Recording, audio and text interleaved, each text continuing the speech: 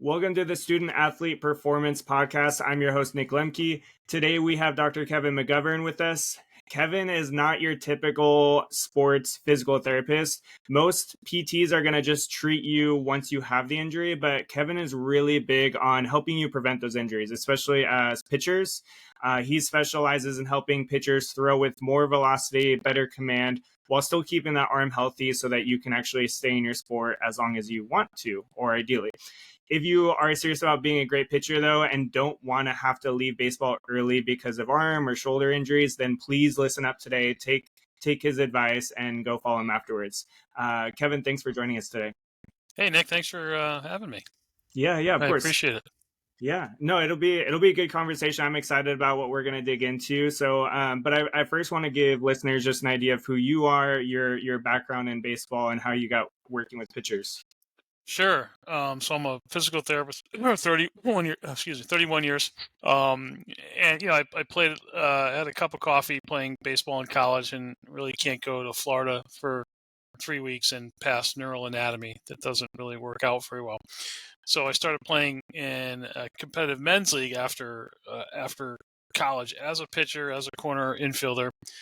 And we started up here in Boston in March for some crazy reason. And I made that throw from first to third during warm-ups that no one ever makes, and I felt this crunch in my elbow, and I knew right then something was wrong. Went home, blew up like a balloon, went and saw one of my ortho friends. He's like, it's torn. So I'm out of school 2 years. I've got loans up the wazoo, just started a new job. There's absolutely no way, and obviously as a physical therapist, I need both of these, right?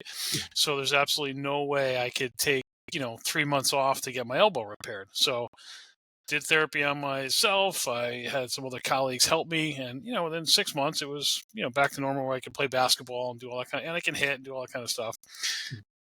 And then the next year I'm like, you know what, I really think I can throw. And I started studying tennis players, cricket, javelin, and realized the one thing that they had in common to the pitchers of today is they are accelerating downhill, meaning past 12 o'clock on the clock, they're accelerating downhill with gravity.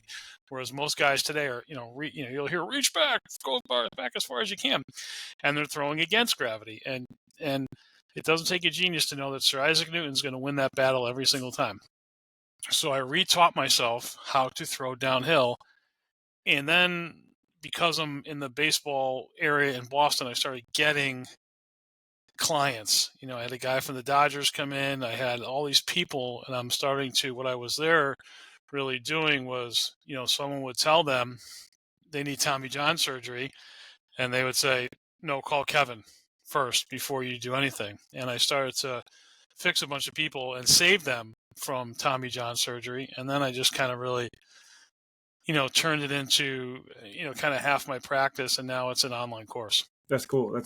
And starting with my own, now 30 years later, I can't really straighten out my right elbow, but I never got Tommy John surgery and pitched until I was 44. Yeah, and imagine what you can do if you address these things. I know you emphasize a lot in your content about addressing these things early and correcting those mechanics and form and everything early, so that you can play as long as you possibly can.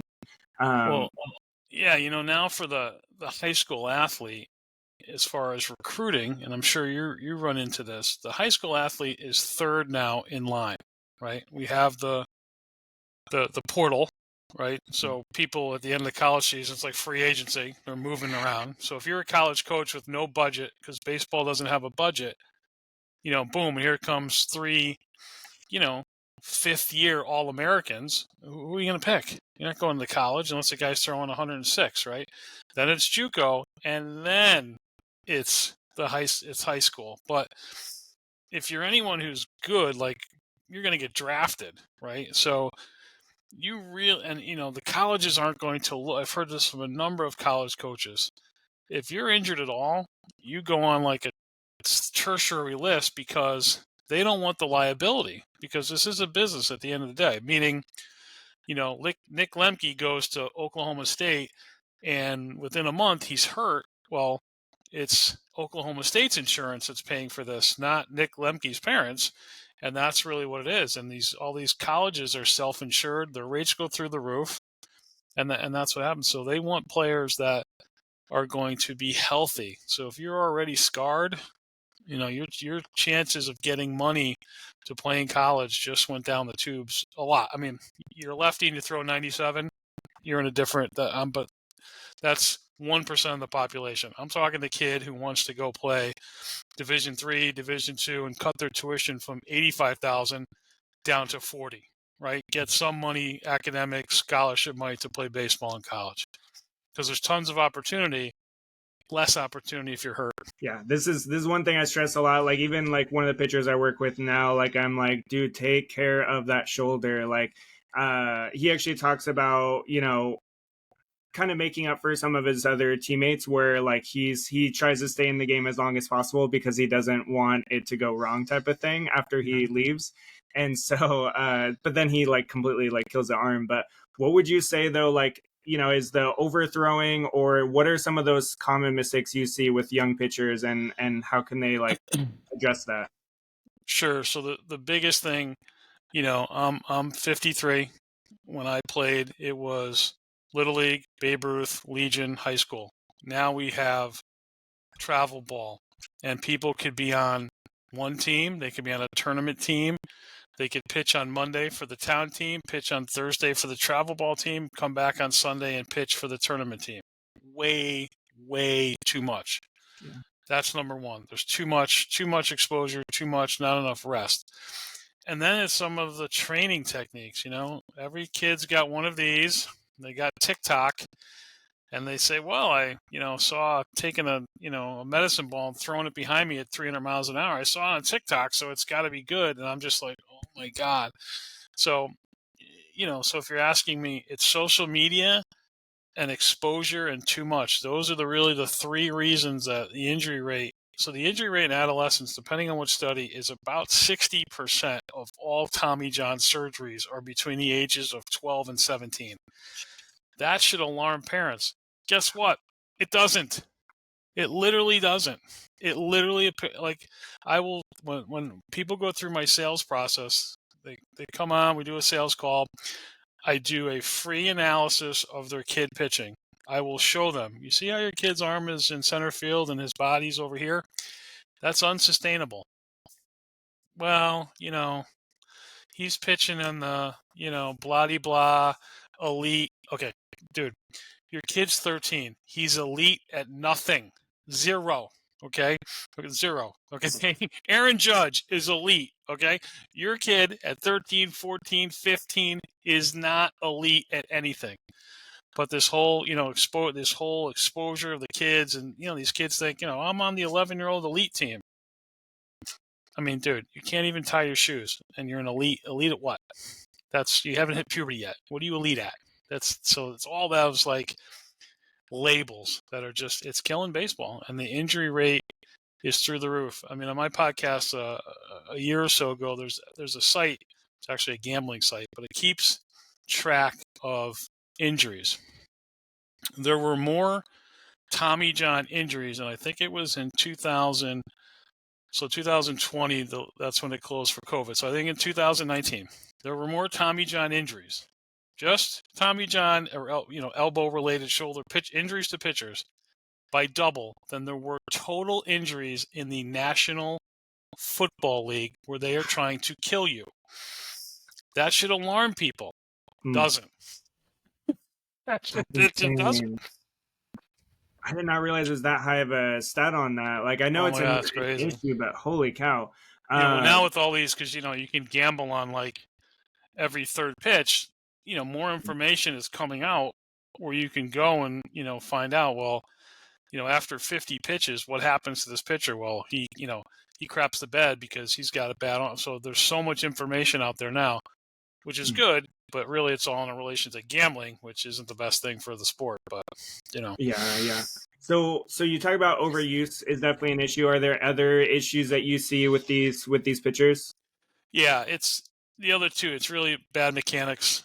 There has been a shift in mechanics. If you go back 30 years ago to the Roger Clemens, the Kurt Schillings, the Randy Johnsons, number one, their statistics are off the chart better than what's happening now. You'll never see a pitcher in the major leagues win 300 games. No one's even close. And that's because they just can't stay healthy. They can't stay on the field long enough. And there's been a major shift. I got a great picture of David Cohn, who's, 145 pounds soaking wet in this unbelievable one-legged squat, right? Like he's down. But now instead of down and home, they're teaching people to jump forward, which leaves their arm hanging behind them. So I guess there's some guy, Paul Nyman, who realized that, relief pitchers throw harder. Well, yeah, because they're only in there for an inning. Hello. And, he did this like inverted, they call it an inverted W, where your arm is in abduction and, your shoulder's in internal rotation. The absolute worst position your shoulder could be in. No one, sitting at their desk ever gets up and be like, oh, right? Everyone's like this, right? Because, flexion, abduction, external rotation is the natural movement of the shoulder.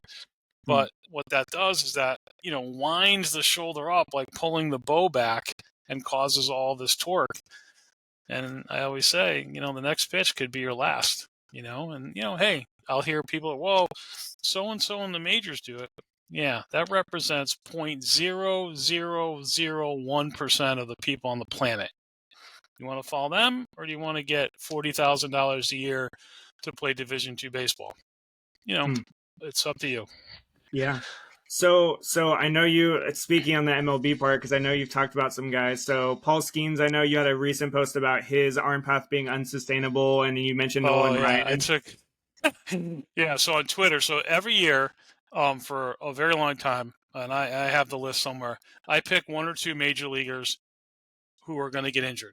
The only person that took 2 years to get injured was Chris Sale, because he's got some freakishly, must have tendons that can move all over the place, but I still got him. And I know it's kind of a morbid prediction, but it's just people in the wrong place. So I picked Yoshiro Yamamoto of the Dodgers, yes, the one they just spent gazillions of dollars. He didn't even make it through May.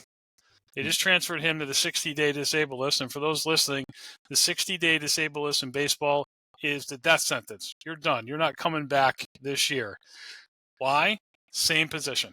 Paul Skeens, same position. He will blow out. Whether it's this year, the next year, you cannot throw a baseball that hard from that position. You just can't do it. It's just the body's just not built to take that. Like, they're using the same technology that golfers are. Meaning, if you watch anyone swing, right, their body is through the ball and their hands are still back. But the arm isn't delivering the shot to the golf ball. The golf club is, right? So when you do that pitching and you're all the way through and your arm is hanging back, all the stress is to your elbow. And it's just, and they have people, on the medical staff that are way down. Like, go look at any major league team. The medical staff is way at the bottom. You'll have these analytic guys up at the top, these marketing guys like just, this company Driveline out in Seattle. Their guy was at the Cincinnati Reds till he injured a bunch of people and they fired him and the Red Sox hired him. So like, it's insane. Like, if you're a good marketer now, he's a business major. Okay. Never an anatomy class.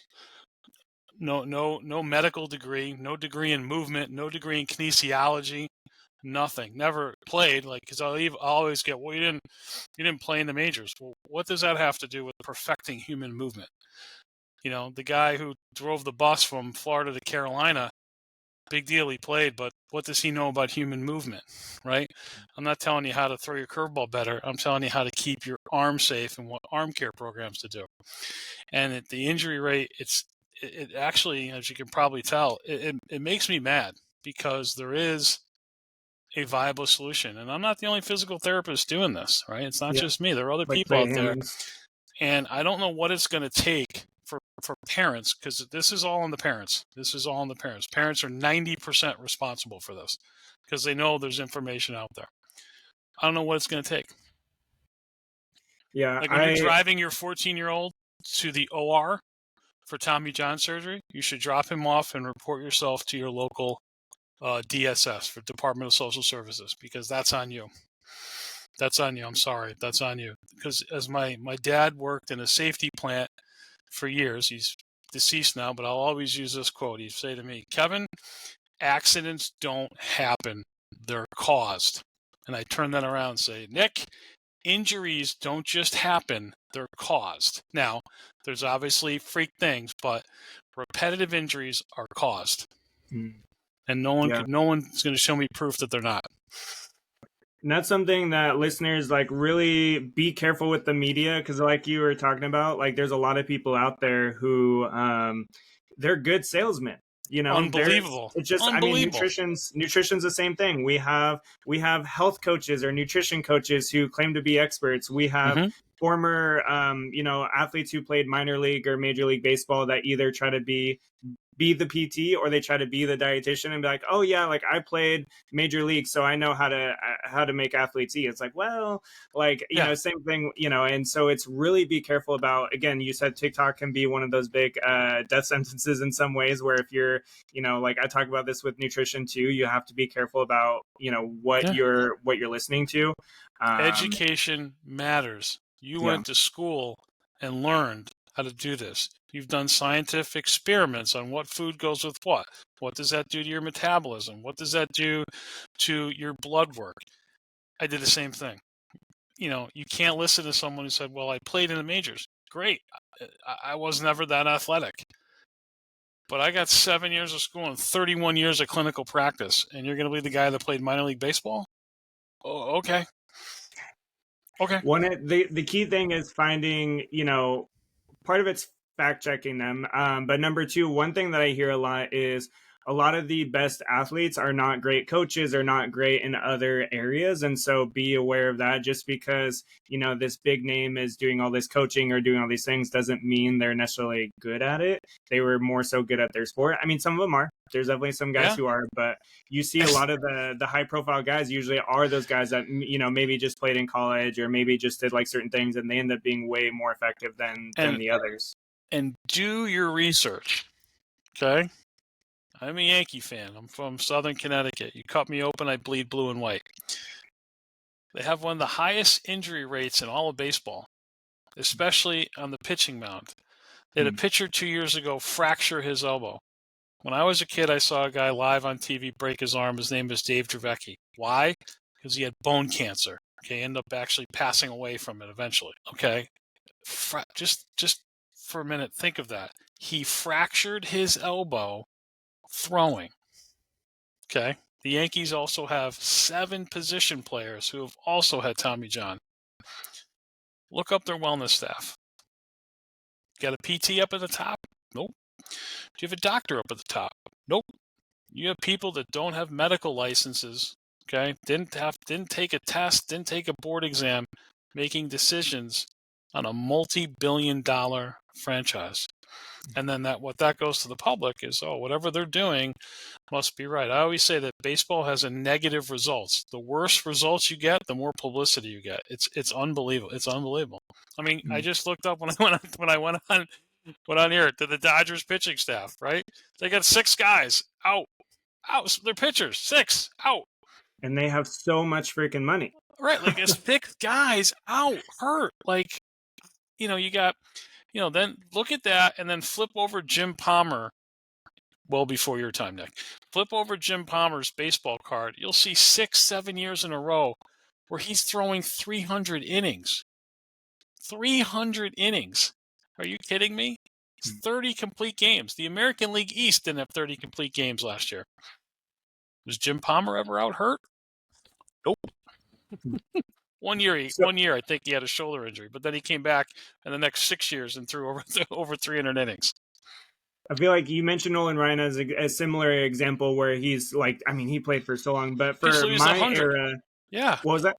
He pitched till he was like 100. Yeah. Yeah. Drop and drive. So Jamie Moyer is more my era because I grew up with him being a Mariner and everything, and so that's where I see. I'm like, dude, he's still playing. Like I remember looking back and like, dude, you're still playing. He pitched in the majors. He was like 48, right? Yeah, exactly. Yeah. And what was Jamie Moyer? 150 pounds. So this whole quest for velocity has gone through the roof. Yeah, guys throw hard, but you know what, guys, and it's funny. Guys threw hard back then, except there's one big difference that I don't think people understand. When Nolan Ryan threw, there was a guy behind the fence, behind the backstop, getting the reading at, home plate. Now they get the reading right out of the hand. Big difference. The ball slows down after it goes 60 feet. So when Nolan Ryan was hitting 101, out of his hand, it had to be 107, right? So for them to say that people didn't throw hard 25 years ago, okay, so let's just take 5 miles an hour off. They were more effective, right? It's like these pitchers today can't get anybody out. I mean, you watch a World Series game and, yeah, you throw 3 innings. What? So this quest for velocity has not improved the pitcher's statistics. It's made them worse and made them more injury prone. Yeah. So still, I want to keep on this injury track a little bit before we get into, hey, what are some things y'all can do about it? So do you talk about Little League elbow? We talk about shoulders and whatnot, but with like Little League elbow, like how is this becoming an issue, or has it always been an issue? And, what can you do about it? Yeah, so Little League elbow is essentially, for those playing at home, is a Tommy John injury. Okay, so at the end of the bone, you have your growth plate, which is like a big hard piece of cartilage, and that ligament is attaching there. So Little League elbow means that we've irritated that growth plate, meaning that ligament has pulled, or the tendon has pulled on that growth plate. So if we took the same injury and fast forward till they were 14, that would essentially be a Tommy John tear. So Little League elbow is literally that. DEFCON 1. The lights should be going on. That person needs good medical attention. They need good physical therapy, and they need mechanic retraining. Everyone needs mechanical retraining. It's the mechanic that cause that elbow to be injured. Okay. So what would you do in your program, or what are some things that you would kind of identify in that, like through your program, or even just through, you talked about how you do these free assessments, like what are some things that you'd be looking for? So I'm a basic guy. I take kind of like an engineering approach to every patient, right? We can't build a building without first putting in the foundation or the parking garage, right? And the parking garage is our core, right? So if we're a Lego model, let's take off the arms and legs and make sure everything that's around the spine is moving correctly. And the biggest thing I see when we talk about the shoulder's this amazing joint, okay? But it's connected to another bone that's swimming in our back, right? Our shoulder blade is swimming in our back. Our shoulder blade isn't connected by any ligaments. Yeah, maybe here in the front in the collarbone. So the movement of that shoulder blade is vital to health of the elbow, right? And everyone's going around like this, shrugging, right? So that's why the whole Paul Skeens thing, right? This shrugging is opposite of how the body moves. When you lift your arms up, your shoulder blade should depress. Okay, that's called your scapular humeral rhythm. Anyone can look that up on YouTube. And that is vital. For every 3 degrees your arm moves in elevation, your shoulder blade needs to depress on the side closest to the spine and turn. If we shrug, that shoulder blade goes up. We get a mechanical impingement that goes right down the kinetic chain to the elbow. And guess what? I have never, now don't use the word never and always, I have never seen any human being with a shoulder or elbow injury, or any athlete ever to come through my practice, that does not shrug first, right? Because the upper traps are bullies. Naturally, they're bullies. The body just makes them a bully. So if that mechanic isn't fixed, you're going to have problems. And if the mechanic is part of their mechanics, we got a double-edged sword that's only bad. So we have to start moving from the core first. I mean, kids don't go out and play anymore. I'm sure you know this, right? We're all in the front of the video games. So they don't learn movements of how to squat, how to move, how to rotate, right? Because the only time they move usually is when there's an organized activity. They got lacrosse practice, they got baseball practice. And if they're being taught the incorrect movement there and don't have a natural calculator or computer of how we're supposed to move, it kind of circles downward or spirals downward from there. Because your body knows how to move, right? It knows, it's been doing it for thousands of years in evolution. It knows how to move, but it will also move. Your body will do what you tell it to do, good thing, and it will always tell you do what you tell it to do, bad thing. It just wants to get things done. Yeah. So I Yeah, really it's like, work on basic movements, squat, scapular depression, that kind of thing. well, For it's kind of like, everybody, elite, little league, doesn't matter. yeah. I like that you talk about, because our body naturally goes to what we're more familiar with, and so like me, like I know that's something that I have challenges with, is the shrugging, and it's more of like a tension thing because I carry a Mm-hmm. lot of stress there. Yep. And so yeah, but it's the same thing with our mind. And so like for those listening to kind of understand too, is like your mind naturally goes to what you're most familiar with. Like if you always watch TV after you get home from school, you will go and watch TV after, until you change that pattern. And so Brilliant point. same thing with your throwing patterns, whatever it might be, like whatever you're most familiar with, that's, you have to retrain your brain as well as your muscles and and I mean really your whole body. But yeah, Brilliant it's point. And yeah. to that, right, we shrug, right? So God forbid if anyone has ever seen anyone who's had a stroke or polio, or you'll see this pattern, this uh, Mm. elevation or shrugging of the shoulder, internally rotation of the arm. That's called the flexion pattern of the body. Someone who's had a head injury. So for those who use window computers, that's like safe mode for the body. Like you just said, it's a safe pattern, low brain function, meaning not like higher intelligence. You get, fight or flight, you get in this position. And like you said, the body's going to go to what it knows. And I know that. I know. Oh, okay, shrugging. Oh, I get that. And it just now it's like adding oil to the fire. It perpetuates that bad movement. And you Mm. really, really, really have to work at breaking that cycle. Yeah. No, that's good. So then what would be from your experience, what are the biggest things that you would want pitchers, like if you could sum up in a few sentences, like what you would emphasize for pitchers to stay healthy and excel in their sport and like build the velocity or whatever, what would be your recommendation? So pitchers, any athlete, any human, have to master two movements to stay healthy. One is a perfectly performed squat in 6,000 different variations, feet turned, doesn't, whatever, and the other is scapular depression.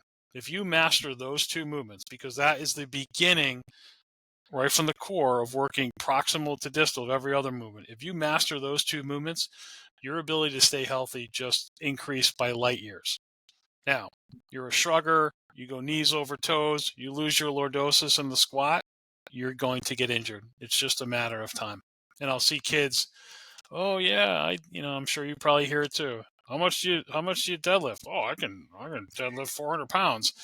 Okay, then you have them do a squat. I can push them over with one finger because their knees are going forward. And I'm like, now you realize your body's going to do what you tell it to do. So you just told it to deadlift 400 pounds and it did 13 things wrong.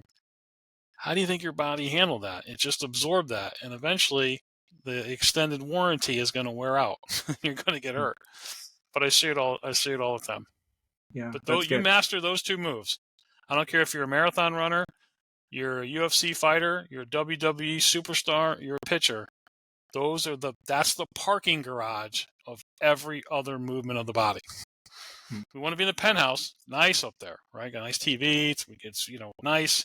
Have to have a parking garage or that building's coming down. That's good. Yeah, I like how simple you made that too, just the Yeah, I mean, squatting. And I'm yeah. not that bright, so I got to keep things real simple. I went to Well, Northeastern where the N stands for knowledge. Okay, come on. I'm honestly the same way though, because like I know the science, but I don't spit the science. That's not me. I like to No, but like you keep have to things simple. talk. Yeah, and you have to talk. Look at without. It's nationally known that people read and comprehend on a fourth grade level. Some of that's intelligence, some of that they try to skip 50 words, right? So you've got to be able to, like you said, coach. You've got to be able to teach someone information, right, where they can turn around and teach it to somebody else. And you can, and that's an art of being able to take what you know, package it into very simple details that someone can duplicate it and then teach it to somebody else. That's real learning. And that's a gift. There's not many coaches or even physical therapists that can actually do that. And if you can Or do that, you're going to dietitians. be successful forever. Yeah. That or dietitians. That is a And big problem dietitian, with yeah, like dietitians you're too. going to be, if you can take, because food is so complicated, right? If you can take that and take a concept so that people, oh, all right, yeah, I get it. And then go and say, hey, Bob, this is what Nick said. You're going to be successful a very long time. Yeah. Yeah. Any last pieces that you want to leave the listeners with? Yeah. Research. Okay. Marketing doesn't make you a skilled clinician. Okay. I didn't go to school for marketing. I went to school to perfect human movement and to help people. Yeah. There are many, marketing's changed a lot in the last 30 years. Okay. We're this podcast were no such thing when I graduated college. So yeah, I'm not the best marketer, but you want to go in a cage and go 1-for-1 on human movement. Yeah, I'll take you up on that. Okay. Yeah. I'll take you up on that. Let's do it. Yeah. Yeah. And trust me, I mean, I know you will, because I hear plenty of those conversations, and I know how, like, because it is important, like it's important to be bold about these things, because it is clearly a huge issue with these pitchers' arms. And so I am glad that you are bold with that and really, like, spread it. Nick, we have to do, if we do the same thing over and over again. I think some guy named Einstein said that's insanity. Like, someone has got to be like, we need a pitching avatar. Number one, we need, like, people to get in the room and whatever and be like, look, these are provable best practices, and get that into an avatar. So this is where someone should be. Just because someone's got a computer, they're like, oh, and I still see the arm way back here. Now it's just computerized. Great. Still wrong. Yeah. Yeah. So. So Kevin, where can listeners find you, like to follow you and learn more about what you do?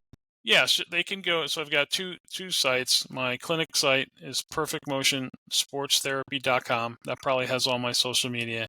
And the Velocity site is velocityrx.org. And that's where I've got this an online course, so I can work with people all over the country, like you and I. We have got the power of this internet thing, and I can help people. And my goal is to save 1 million arms. So if you want your arm saved, jump on the bandwagon. Yeah, I love that. And be sure to follow him too on Instagram, Facebook. Like, he's on those things. I'll drop them in the caption. So make sure you guys are reading the caption, and you guys can follow those links a little bit easier too. Appreciate but that. Kevin, yeah, of course. Kevin, thank you again though for joining us and dropping all this knowledge that, again, pitchers, y'all need to listen to and y'all need to implement. Build that arm that lasts, not just the one that's fast right now. So again, thanks. Yeah. Listeners, follow Kevin, take his advice, learn how to throw fast without destroying your future arm. Again, if you want to be one of these great pitchers, you have to build your body to sustain that amount, not just right now. But until next time, keep striving for greatness.